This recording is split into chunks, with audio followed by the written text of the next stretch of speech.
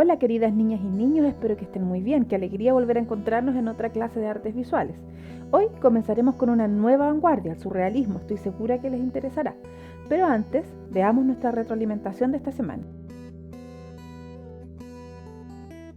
Esta retroalimentación es súper importante porque corresponde al FORMS, que consistía en la síntesis del contenido de cubismo.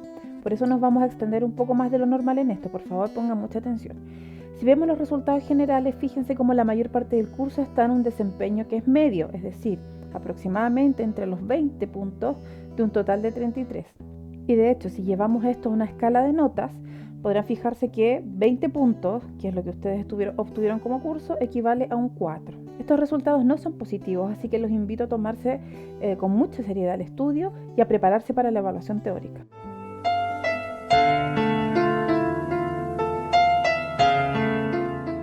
Ahora vamos a revisar algunas preguntas que son las que tuvieron mayor dificultad. La pregunta número 1 dice: ¿es posible afirmar que la razón por la que se origina el cubismo es? La alternativa correcta era la última, que decía: surge para derribar la última premisa que quedaba del arte académico, que era la perspectiva. Eso lo repetimos muchas veces, sin embargo, gran parte del curso se equivocó y marcó la primera y la segunda alternativa. La primera dice que era para cuestionar la estética clásica impuesta por la Academia de Bellas Artes de París. Esa lucha la dieron los impresionistas, recuerden, al comienzo del surgimiento de estos primeros estilos que eran rupturistas. Eso fue lo que quisieron hacer los impresionistas. Y la segunda, que dice surge por la necesidad de crear un arte nuevo y más creativo, eso simplemente es una frase que no tiene sentido, es muy ambigua y muy amplia. Pregunta 4. Era realmente fácil. Dice: en el cubismo se identifican las siguientes etapas. El 68% la tuvo correcta. Era la etapa del protocubismo, analítico y sintético. Pero hay un 21% que cayó en esta trampa y puso cubismo cesaniano, protocubismo, que son exactamente lo mismo, no son dos etapas distintas. En eso se cayeron, ese fue el distractor más tramposo y se equivocaron. Así que atención, son solo 3 etapas. La pregunta 6 también era una pregunta bastante tramposa. Dice: ¿qué relevancia tiene la obra antes vista en la historia del arte? Nos referimos a la señorita de Aviñón. La respuesta correcta era súper sencilla. Es la primera obra cubista. Sin embargo, gran parte del curso, cerca de un 30 y tantos por ciento, puso alternativa A y B. Es decir, es una de las primeras obras que inicia el uso de las formas no figurativas. Eso es falso. Recuerden, por ejemplo, el grito de Edvard Munch o todas las obras del expresionista son no figurativas y son previas al cubismo. Y la número 2 dice: es la obra en la con la que se inicia la ruptura con la perspectiva.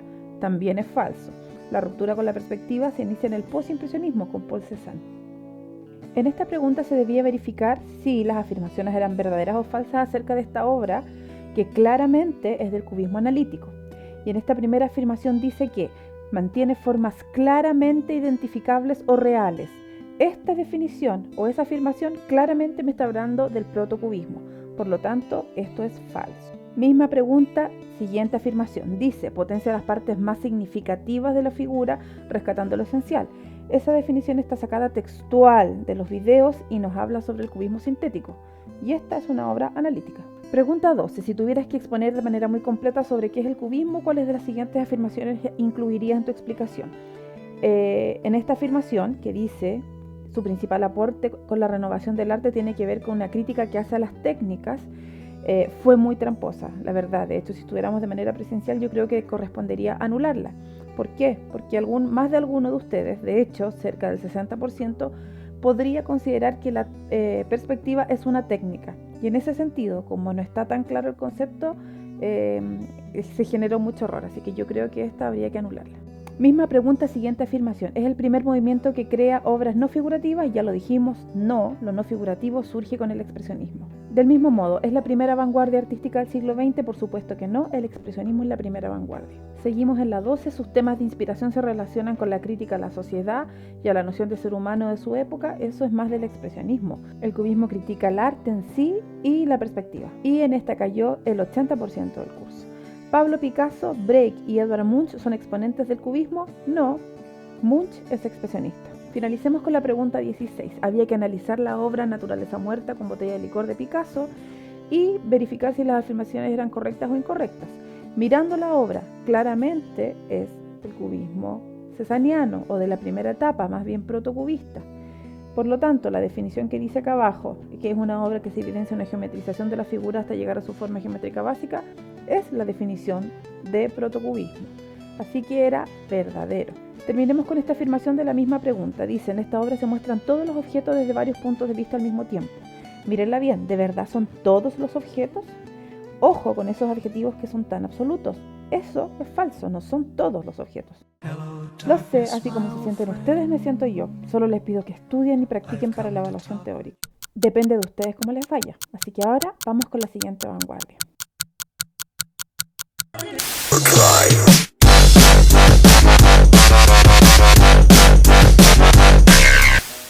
Como ustedes saben, el siglo XX fue una época de rupturas en el campo del arte, de reconstruir, de destruir y de repensar el arte. Y esta misma lógica es la que da origen al surrealismo. Sin embargo, los cuestionamientos que se hace al surrealismo no tienen que ver con la perspectiva como lo hizo el cubismo. El surrealismo viene a cuestionarse acerca de una serie de eventos sociales y políticos que estaban ocurriendo en esta época. De hecho, en Francia en 1920, que es aproximadamente cuando surge el surrealismo, los artistas se dan cuenta que posterior a la Primera Guerra Mundial y a un montón de fenómenos sociales, políticos que fueron desarrollándose, ellos estaban absolutamente incapacitados para poder explicar la catástrofe de la condición humana que existía en ese momento. Los hechos históricos que atravesó la humanidad la habían cambiado. El hombre se había transformado, pues la Primera Guerra Mundial puso en jaque los principios de modernidad, progreso y desarrollo que tanto se habían enaltecido en los años anteriores, demostrándole a la humanidad que el mundo ya no era un lugar seguro y que lo que se pensaba que era progreso y desarrollo estaba muy lejos de serlo. Y como el arte siempre es un reflejo de su tiempo, obviamente esto generó una tremenda insatisfacción artística. Posteriormente, inspirados en el Dada, que es una vanguardia previa al surrealismo, se comienza a incubar en los artistas una crítica profunda a esa modernidad tradicional y se busca la adopción de un nuevo arte que venga a llenar los espacios que dejó la tecnología y los otros estilos vacíos. Y es aquí donde toma un papel preponderante André Breton, quien nace en 1896. Él es poeta y busca en la literatura alguna respuesta para poder abordar la problemática que el arte está presentando. Para Breton, quien básicamente creó el surrealismo, el arte debe dar respuesta a estas preguntas fundamentales. ¿Qué o quién es el hombre hoy? Y la respuesta a esa pregunta solo podía estar, obviamente, en lo más profundo de la mente del ser humano. El acceder a la mente humana era el gran desafío para los surrealistas.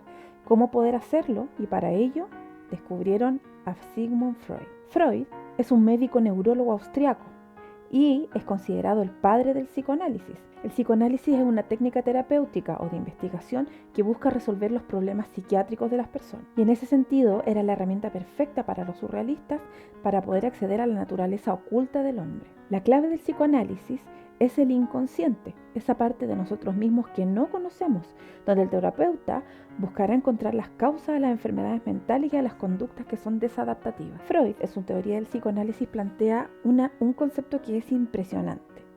Dice que nuestra mente está gobernada por una estructura psíquica, en la cual hay tres fuerzas que están en constante pugna o lucha. Esas fuerzas son el yo, el ello y el superyo. El ello es la parte inconsciente, lo más animal de nuestra mente y lo más instintivo, relacionado principalmente con las pulsiones de tipo sexual. El superyo tiene que ver con la moral, es el que regula nuestro actuar y que nos habla de las convenciones sociales acerca de lo correcto y lo incorrecto. Y el yo es la parte más consciente de nuestra mente y en el fondo es el que decide y toma las determinaciones que ha de adoptar una persona. ¿Saben qué? Mejor véanlo en un video donde un especialista habla del tema. Pongan mucha atención y tomen apuntes porque esto es difícil.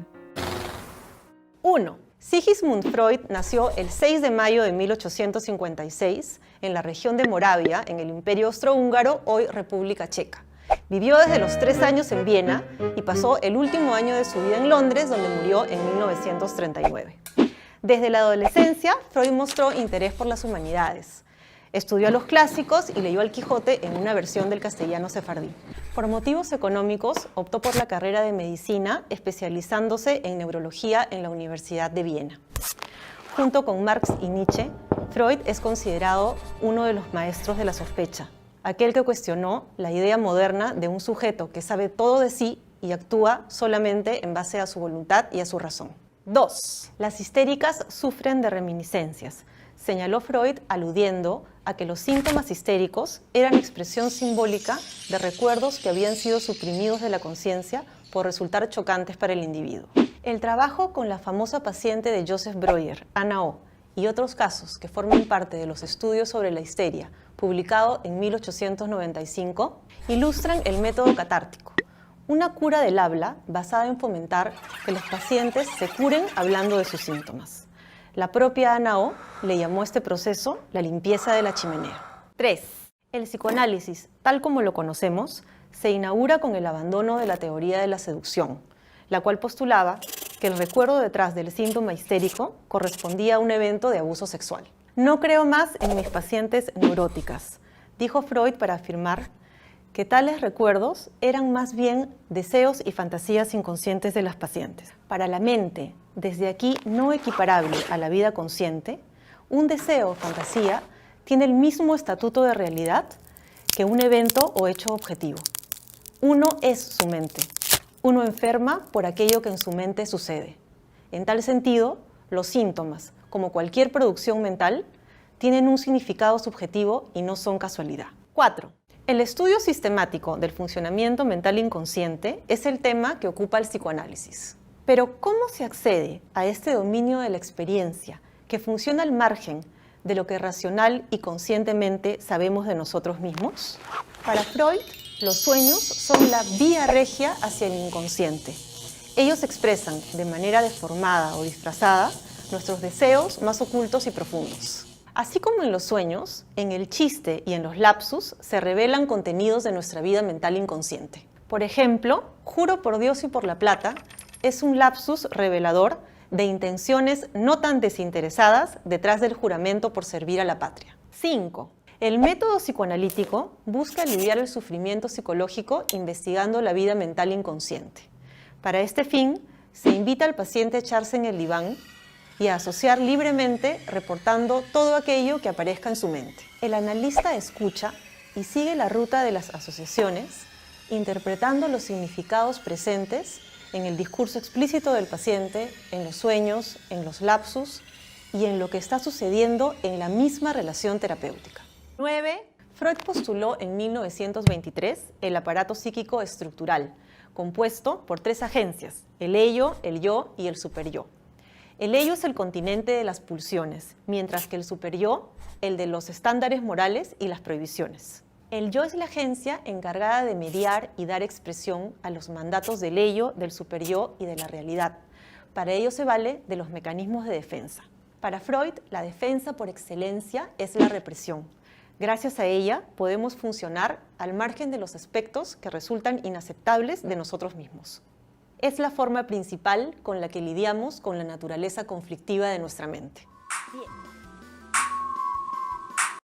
¿Qué tal? No me pueden decir que no es interesante. Sé que es un poquito difícil, pero es realmente fascinante, ¿o no? Retomemos entonces. Ya sabemos que los surrealistas querían responder cuál era el origen de la catástrofe universal de la condición humana en ese momento, ¿verdad? Y para poder responderlo, en el fondo lo que debían hacer era develar qué o quién es el hombre hoy, qué hay en su mente, en qué se convirtió la humanidad, cómo somos nosotros en realidad. Y es en busca de ese objetivo de lograr comprender la condición humana es que la mente humana se convierte en el tema central de los surrealistas.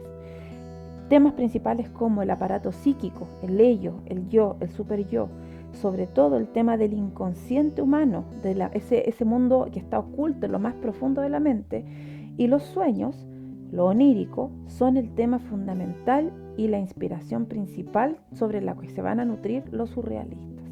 Y es aquí donde está el punto de unión entre el mundo del arte y el mundo de la psiquiatría.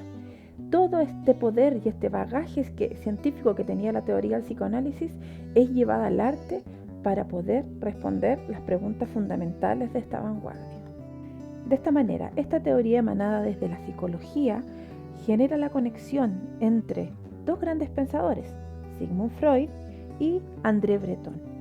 André Breton, insisto, él era poeta y en base a la teoría del psicoanálisis de Sigmund Freud es que él escribe el Manifiesto Surrealista, el que es un texto, un libro escrito en 1924, donde se precisa el intento de los surrealistas para salir de aquellos rígidos esquemas de la razón, por medio de la observación directa de los hechos.